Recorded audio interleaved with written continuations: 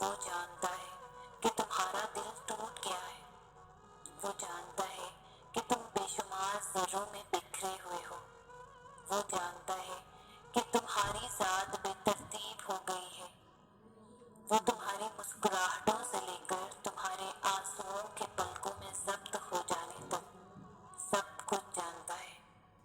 وہ تو ان چیزوں سے بھی باخبر ہے جن کا علم بھی تمہاری عقل کی پہنچ میں نہیں، تو پھر یہ اداسی کیسے؟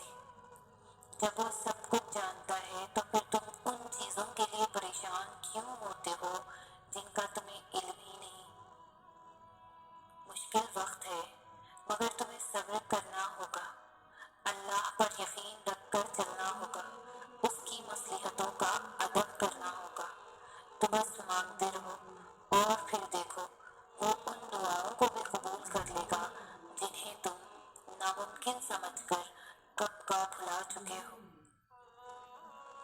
دعائیں ہمیشہ قبول ہوتی ہے، دعا مانگی ہی اس لیے جاتی ہے کہ وہ قبول ہو، اور وہ قبول بھی ہوتی ہے لیکن وقت پر، بس انتظار درکار ہے۔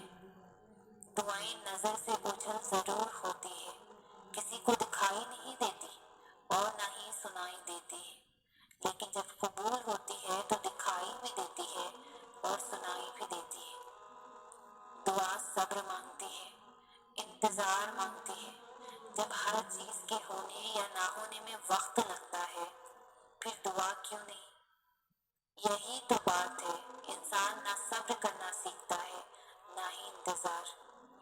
ضروری تو نہیں کہ ہر دعا مانگنے کے ساتھ ہی قبول ہو، دعا تو اڑتے ہوئے پرندوں کی طرح ہوتی ہے جو ایک نہ ایک دن منزل تک پہنچ جاتی ہے تو قبول ہونے میں شک کیسا؟ میرا کام تو تھا مانگنا، دینا نہ دینا تو میرے رب کا کام ہے۔ تم خود اپنی دعاؤں سے ہی اپنا مقدر لکھتے ہو، اور تمہاری دعائیں ہی تم تک وہ سب لے آتی ہے جو تمہارا نصیب بھی تمہیں نہیں دے پاتا۔ اللہ پاک تمہیں تمہاری دعاؤں کے ذریعے ہی آزماتا ہے، وہ تاخیر اس لیے کرتا ہے تاکہ تمہارا یقین دیکھ سکے، وہ تمہیں ناممکن کے وسوسوں میں الجھاتا ہی اس لیے ہے تاکہ تمہیں ممکن کی طرف اس کی جانب کھینچ کر لے جائے۔ اس کے سامنے تو پتے کی بھی اتنی ہمت نہیں ہوتی کہ وہ ہل جائے، پھر تمہارے ہاتھوں کا اس کے روبرو اٹھنا کیسے بے وجہ ہو سکتا ہے؟ وہ جب تمہاری دعاؤں کو قبولیت کے لیے چن لیتا ہے تب وہ تمہارے دل میں دعا کا خیال بھی تو خود ہی ڈالتا ہے۔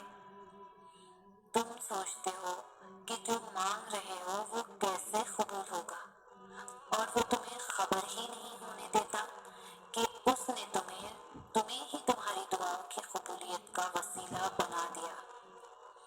تم نصیب اور وقت سے لڑتے ہو یہ سوچے بنا ہی کہ نصیب لکھنے کا اختیار تو اللہ پاک نے تمہیں دے رکھا ہے کہ اپنی دعاؤں سے جب چاہو جو چاہو بدل ڈالو۔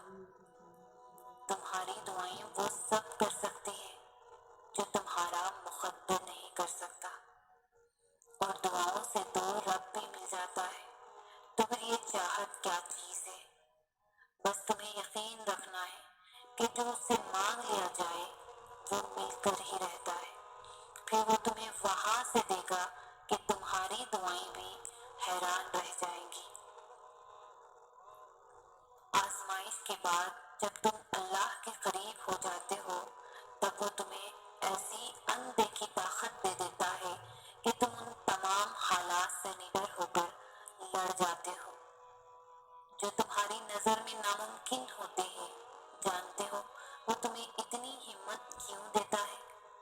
کیونکہ جب تم اس پر یقین رکھتے ہو تب وہ تمہیں یقین کے معجزے دکھاتا ہے، جب تم اسے اپنے لیے کافی کر لیتے ہو تب وہ تمہارے لیے کافی ہو جاتا ہے۔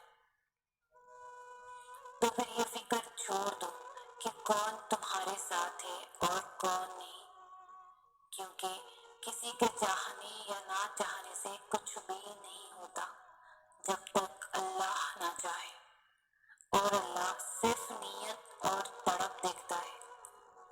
تمہاری دعائیں تمہیں ان چیزوں تک لے جا سکتی ہے جو تمہارے نصیب کا حصہ نہیں، کیونکہ نصیب پر اللہ کے سوا اور کسی کا اختیار نہیں۔ اور جب تم اللہ پہ اپنے معاملات چھوڑ دیتے ہو تب وہ یہ اختیار تمہیں دے دیتا ہے، اور پھر تمہاری دعائیں معجزے لاتی ہے اور سب مکمل کر دیتی ہے۔